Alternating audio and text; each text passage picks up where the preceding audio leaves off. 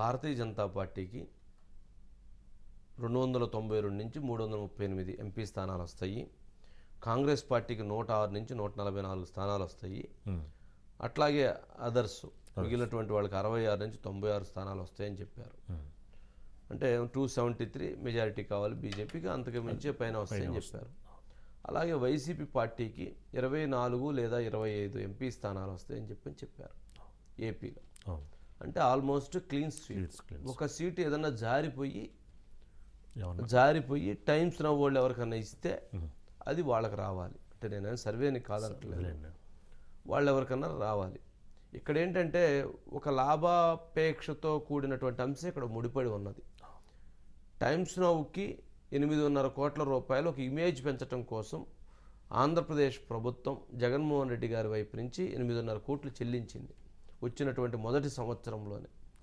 మరి times now వాళ్ళకి ఆ అమౌంట్ ఇచ్చినప్పుడు వారు ఆ అమౌంట్కు తగ్గట్టుగా ఫేవర్గా ఎక్కడన్నా కానీ ఫేవర్గా ఉన్నారా అన్నటువంటి అభిప్రాయాలు వ్యక్తం అవుతున్నాయి. నెంబర్ 1. నెంబర్ 2, ఇదే అంశం విషయంలో ఇటీవల జరిగినటువంటి సమ్మిట్, విశాఖలో జమ్మినట్టు సమ్మిట్కి 170 కోట్ల రూపాయలు ఖర్చు అయితే అందులో 100 కోట్ల రూపాయలకు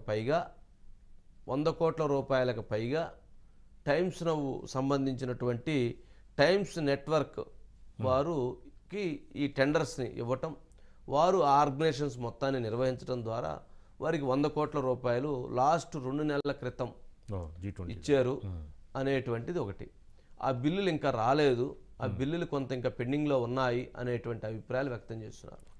ఆ నేపథ్యంలో వచ్చినటువంటి సర్వే రిపోర్ట్ పైన భిన్నాభిప్రాయాలు వ్యక్తం చేస్తున్నారు.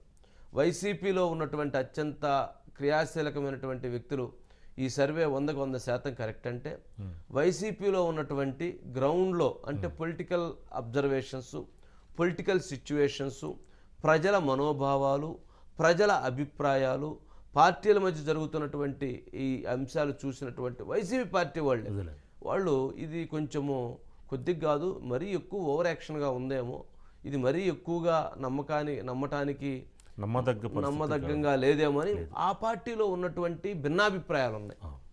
నెంబర్ 1. ఇక ప్రతిపక్ష పార్టీలు లేదా ఎవరైతే విమర్శకులు ఉన్నారో ఇదంతా కూడా ట్రాష్, వారికి ఆర్థికపరమైనటువంటి లబ్ధి చేకూర్చినందుకు, ఆర్థికపరమైనటువంటి ప్రయోజనాలు చేకూర్చినందుకు ఈ రకమైనటువంటి రిపోర్ట్స్ని వాళ్ళు మెన్షన్ చేశారు తప్ప మరొకటి కాదు అనేటువంటిది వారి అభిప్రాయం. అసలు ప్రజల్లో ఉన్నటువంటి అభిప్రాయాలు ఏంటంటే ఎవరు గెలుస్తారో ఎవరు ఓడిపోతారో అనేటువంటిది స్పష్టత లేదు.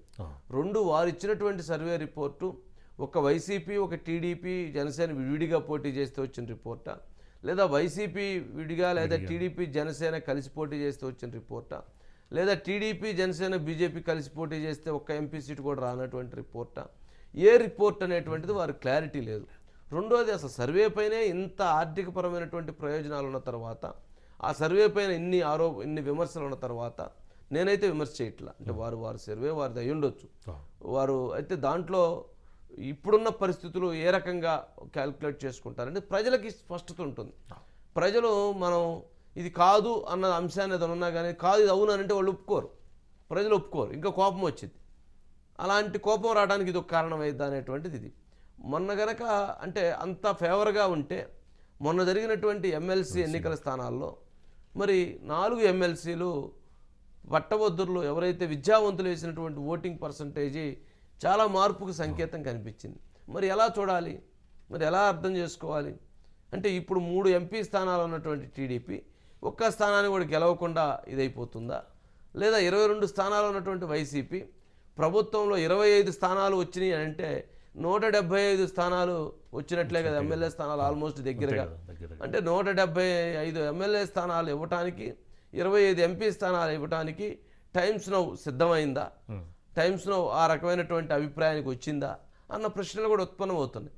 అంటే జగన్మోహన్ రెడ్డి గారు 170 వైనాట్ 175 అన్నటువంటి అభిప్రాయాన్ని వాళ్ళు ఏకీభవించి ఆ రకమైనటువంటి అభిప్రాయంతో దీన్ని క్రోడీకరించి ఆ రకమైనటువంటి సర్వే రిపోర్టుతో ఈ రిజల్ట్ ఇచ్చారా అన్న ప్రశ్నలు కూడా ఉత్పన్నమవుతున్నాయి. నేను దాంట్లో విమర్శ కాదు కానీ దేన్ని ప్రామాణికంగా తీసుకున్నారు దేన్ని అనేటువంటి చాలా చూడాలి. మరి వీళ్ళు ఎవరన్నా వాళ్ళ ఏజెన్సీకి ఇస్తే ఆ ఏజెన్సీ వాళ్ళు మనం ఏదో మంచి చేద్దాం అన్నటువంటి ఉద్దేశంతో జగన్మోహన్ రెడ్డి గారికి 25 ఇచ్చారా, వాళ్ళు మంచి చేద్దామని ఇస్తే అది రిపోర్ట్ ఖచ్చితంగా తప్పు. ఎందుకంటే ఏదైతే ఉన్న ఫ్యాక్ట్ ఇస్తే ఇంకా సంవత్సరమో 8 నెలలో 6 నెలలు టైం ఉంది కావున వాళ్ళు కొంత మార్చుకోవడానికి ఉన్న సమీకరణాలు మార్చుకోవడానికి పనికొచ్చింది. మీరే గెలుస్తారు చంద్రబాబు నాయుడు గారు కూడా అట్లాగే చెప్పారు 2019 ముందు, సార్ మీదే విజయం, సార్ మీదే విజయం, సార్ మీదే విజయం అన్నారు. చివరికి 23 వచ్చినాయి. Information wrong. అలా ఎప్పుడు కూడా భజన చేయకూడదు. రాజకీయాల్లో ఎప్పుడైతే భజన చేస్తామో ఆ భజన ఏమైందంటే ఖచ్చితంగా మొల చెట్టు ఎక్కితే ఏమైతే కింద పడి దాములు కాళ్ళు చేతులు తిరుగుతాయి. ఇంటెలిజెన్స్ రిపోర్ట్స్ అట్లా రైట్. అజిత్ గారు ఉన్నారా? అజిత్ గారు 1 minute. Yeah okay. ఇది మరి సర్వే ఆపరేషన్ ప్యాలెస్ అంటే వైసీపీ వారికి ఉన్న అనుబంధంతో మరి ఇది ఎలా అనేటువంటిది చూడాలి. ఇక ఇందుట్లో వాళ్ళు ఇచ్చినటువంటి దాంట్లో బీజేపీ 38.12% ఓటింగ్ వచ్చిందని, కాంగ్రెస్కి 28.7 ఓటింగ్ వచ్చిందని, అదర్స్ మొత్తానికి 33 ఓటింగ్ వచ్చిందని. మరి అదర్స్ ప్లస్ కాంగ్రెస్ కనుక కలిస్తే దాదాపుగా అంటే మనం ఇక్కడ చూస్తే 61% ఉంటుంది. మరి కలవరు కానీ అందుట్లో మెజారిటీ కలిసినా కానీ చాలా ఓటింగ్ డిఫరెన్స్ ఉంది. రైట్ అజిత్ గారు. వంశీ గారు 25కి 25 అంటే 175కి 175. అమ్మయ్య చక్కగా వైనాట్ 175 అన్నది టైమ్స్ నోకి పర్ఫెక్ట్గా వినపడినట్లుంది చక్కగా. మరి ఎలా చూడాలి, ఎలా అర్థం చేసుకోవాలి, ప్రజలు ఎలా చూస్తారంటారు దీన్ని?